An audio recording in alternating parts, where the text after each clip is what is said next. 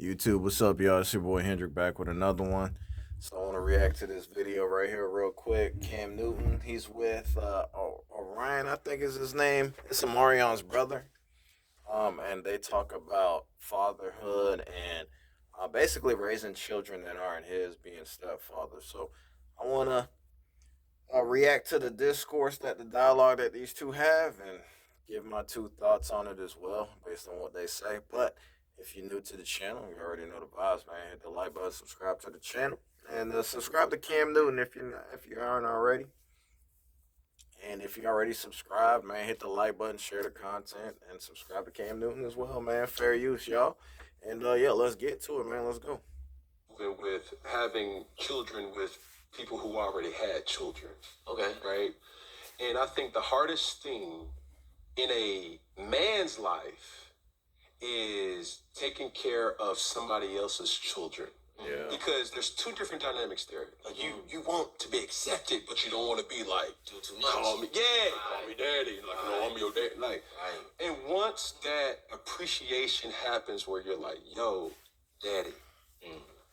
Wow, like I'm a nigga, bro. Yeah. Like, oh, that's so cute. You heard that? And then on the other side, it's like, what does this even really mean? And being around children in any dynamic, and anybody who's close to me knows this, who's speaking for the children? And not a lot of people do. But also, from that, I will challenge the children to really have more of a perspective because I've had conversations with children being the surrogate father or other children that, bro, it's you're not ready for this conversation. Let's just be like, you're not ready. And I'm not trying to avoid it because I do really consider the respect for all humans, no matter the age, but you're not ready. And I've scarred children and individuals, by keeping it a buck to a sense that their immature brain is not ready or fully developed to really understand to the capacity of what the situation brings. And some may decipher that as a encryptic message, but I have access to giving back to a lot of kids through C1N, right? That's an all-star team that I have, and these kids sometimes come from single-parent backgrounds, and we really connect with just, hey, bro, like, where you at? Wow. Man, bump my dad, bro. But I'm like, hey, whoa, Hold on. slow down. Wow. You ever talk to your dad? Bump that nigga, bro. To hell with him. Like, bro, no. Wow. I can't really keep it a buck with you right now because you don't know what that man is going through. You don't know if your mom, how sweet she is to you, is keeping you or painting this narrative in your mind that's impacting that. And a lot of people, I would challenge the individual once you mature and you're able to take a step back. Hold on. Yeah. Man, Pops really was like going through a lot. Who was his outlet? Who was my mom's outlet? Like she had me when, dang, my mom. I'm gonna stop it right there because he's saying things that are very true. First and foremost, man, fatherhood is difficult. Whether they're your kids, if you decide to do the stepdad thing, I don't advise it, but that's what you decide to do. It's difficult. So what he's talking about is because he has a little league football team of his own, and he has kids who come from single mother households, but a lot of times the mother will paint the dad in a negative light. Oh, your father ain't it. She ain't want to be in your life. This, then the third, and that's all the child knows, right? That's all. You only hear stories of him because he not there. He not around. But she don't. A lot of times the mom doesn't tell the full story. She just manipulates it and tells you the part that's gonna make him sound like the bad guy, incriminate him, make him seem like he ain't worth ish. And there be instances where that's not the case. It's no, because there a lot of times women, because the relationship don't work out, they will weaponize the child and pin the child against said father and try to attack and go for the low blow that way, all because the man decides to opt out of a relationship or whatever. And I mean, these kids are young, so they only know the negative about their dad, or they only know the story from one side of the spectrum through the mom. So what Cam is saying, like, hey, young bud, like you don't know if that your father might have been trying to be in your life, but your mom made it difficult. Your mom might have had him on the child support or had him going through the ringer just to even see you, and just you don't know oftentimes. Everyone has their own story, so like it's her story versus it's his story, her story, and somewhere in the middle is the truth, right? So I just wanted to kind of give the summary of where he's at up to this point, and it's kind of hard to have that conversation with young men because I mean, kids, man, we young and dumb, right? So we're not gonna listen. We're not gonna listen to what you're saying, especially if we have it in our mind, like whoever was in our life didn't want to be in our life wasn't ish already. So we're not trying to hear that. So later on in life, you sit back, you realize, all right, well, maybe, I mean, at some point, like, kids are gonna want to know, all right, well, why didn't my father didn't want to be in my life? Like, what was the what happened? Like, he wasn't ish, he alive? Like, what? Why didn't he keep trying? Like, what's going on? Kids are gonna have these questions. And, well, I'm sure a lot of times these kids probably want to seek and find out what's really going on, and they're gonna try to reach out and figure out and see what they can do. So, very interesting dialogue here. I actually had no idea Ken was, doing the stepfather thing. I think, that's noble of him. Moved to a different country, different city, that's all on the way. Like, how is she being able to navigate? And as you mature, these are real valid questions that you was holding on like, man, to hell with my dad, bro. That nigga dead to me. And you start getting into that same position where it's like, hold up. Like, yo, dad, that's you? You know what I'm saying? Max. And you can have a sense of grace and like, dang, Pop. Man. But my question is, have you forgave not just your parents, but have you forgave yourself? Um, yeah, I'm still on that forgiving self journey.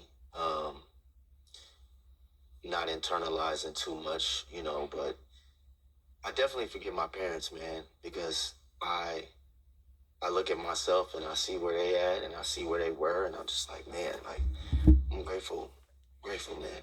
You know, I had my baby at 21. My parents had me at 18. My mom 16. I can't imagine. I can't imagine, bro. In the 80s, in LA, you feel me? Riots and all that kind of shit. Like, I'm thinking, like, the epitome, like, snowfall. Yeah, like, it's all happening. Pops like, lived through that. Pops lived through that, and Pops made it through that. Yeah. And at 38, man, that's something, like, when I hug him and when I see him, I squeeze him extra tight. Because I wasn't there, but I get it now. Like, damn. Like, it was tough to navigate through that, man. And you still standing strong. And I don't know how you did it, but yo. How many children do you have? 2. Gender? Boy and girl. Okay, so I'll tell you this. And my partner has helped me, and the woman in my life, and I just give credit to her because she's an unbelievable woman. But both of my baby mothers play intricate parts in my life, right? We have a great dynamic, and not a lot of people have access to my heart, right? And I think I would challenge all men, not just you. Bro, say it. Say it. Especially to your son, bro. Yeah. Like, because what he's talking about is saying, I love you.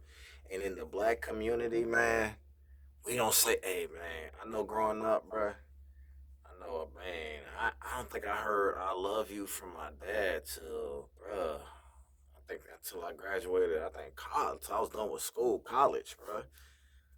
till I was a full-fledged adult. Then he started coming around, saying I love you and I'm proud of you, man. Things like that, man. Like in the black community, that's something we don't get enough of. Like that love from we get it from our moms, but like our dads, because we got the dads, they got the black man, black fathers in these communities, in these neighborhoods, they gotta be the macho, and they gotta be strong. They gotta be a lot of things. So to have that moment with your sons, I know when my dad told me I love me, that meant a lot, and being able to, cause I would never tell them I love them too, and just having that moment was like, I mean, shit, waited all my life for. So it was, I think it's something that, yeah, I'm sure I'm not the only one who dealt with that, and yeah, I definitely feel what Cam is saying about just staying present with your children, man. Just let them know you're there for them and you love them. So let me let the video play, y'all. My bad, I got all sentimental on y'all. Let's continue. You're realizing the climate that we're in. Guys don't really hear. Nah, bro. Bro, I love you, bro. Yeah. Yeah, bro. Damn, what? Straight up. Like, straight up. Understand this. And my father's the most, I give him his flowers as much as I can, publicly, privately as I can. But my dad wasn't the dad that be like, come here, nigga. Love you, son. Yeah. I had to look for him in ways of validation. Like, did my dad see? Did my dad see? What pop was that? Did he see? He didn't. Dang. And that's why I take a lot of things to heart, because it crushed me. And I was playing with anger and rage when I was going through college and he was not able to see my games. And I'm like, bro, I do this because of him. My mom know I do things for him. And how I was raised, it wasn't from a soft love where men are emotionally intelligent to crying and saying, son, bro, it's okay to cry, son. It's like we've been yeah. Rather than saying, no, I'm here with you. Yeah. So for you and your dad's dynamic, bro, and your son, say it. Like, because shelving it is not going to do anything but have this built up tension, and you're asking yourself, it's trauma, it's dangerous to kind of navigate through life with asking yourself, like, why am I feeling like this? When you have a person where, that's why I asked, did you forgive your parents, but did you forgive yourself? And it's okay to admit if it's not the popular pick. I think times where I look at my sons and having certain moments, because I'm still the breadwinner to a degree where I try not to miss things like recitals and picture day and like those things. There's things that I have to unlearn because I was so hard body, and I'm like, who made me like this?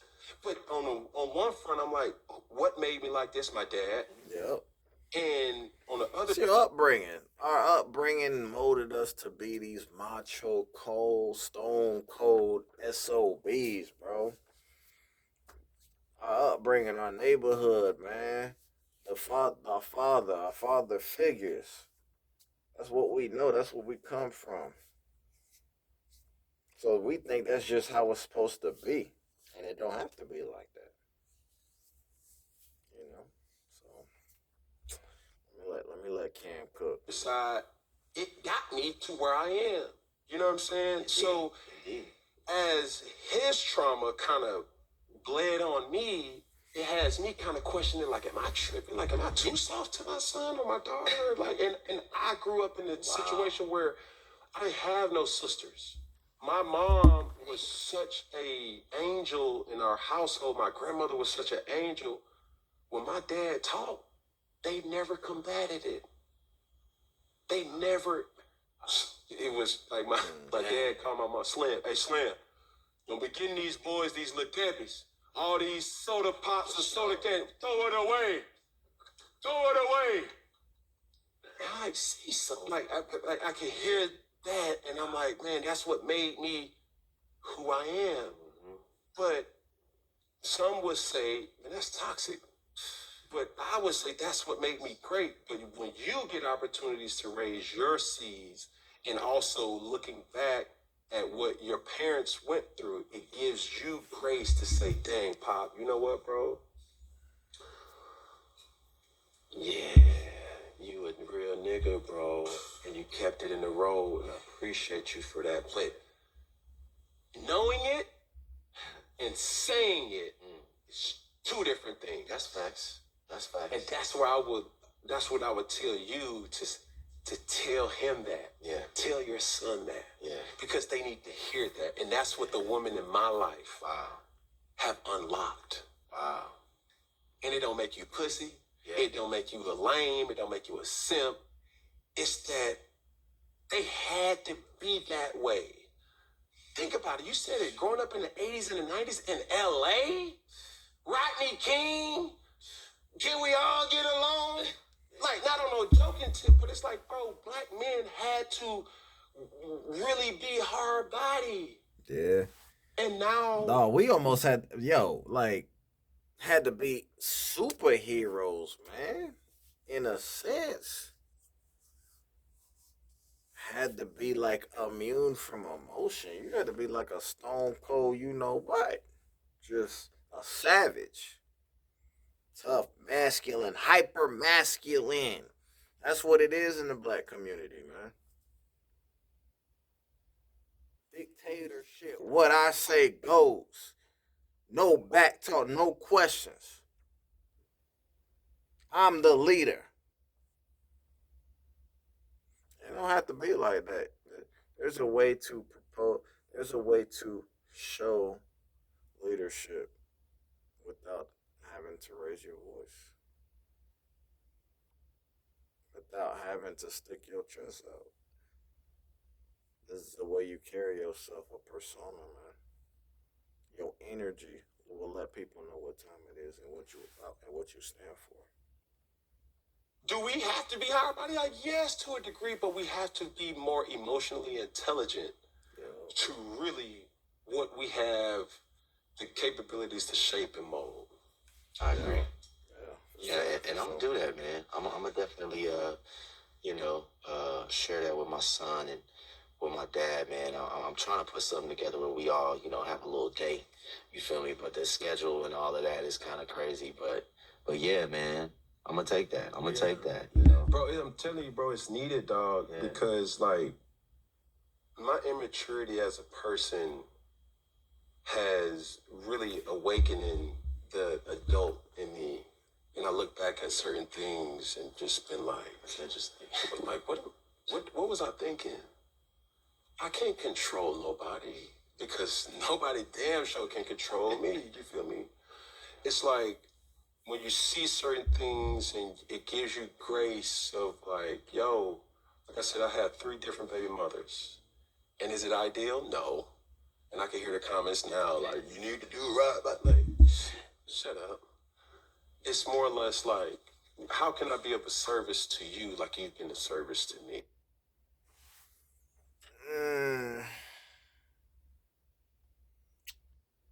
Alright, man, I'm gonna stop right there. Let me know your thoughts, man. This was a good dialogue, man. Cam Newton had a lot of gems in there.